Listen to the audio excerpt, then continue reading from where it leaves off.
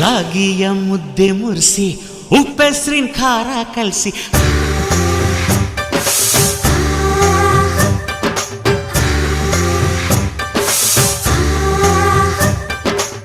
ರಾಗಿಯ ಮುದ್ದೆ ಮುರಿಸಿ ಉಪ್ಪೆಸರಿನ ಖಾರ ಕಲಸಿ ರಾಗಿಯ ಮುದ್ದೆ ಮುರಿಸಿ ಉಪ್ಪೆಸರಿನ ಖಾರ ಕಲಸಿ ಬೆಳ್ಳನೆ ಬೆಳ್ಳದಿಂಗಳಲ್ಲುಂಡೆದ್ದು ಉಳ್ಳಾಡೋದು ಬಣವೆಯ ಮೆತ್ತೇಲಿ ಗಂಡನ್ನ ಮುದ್ದಾಡೋದು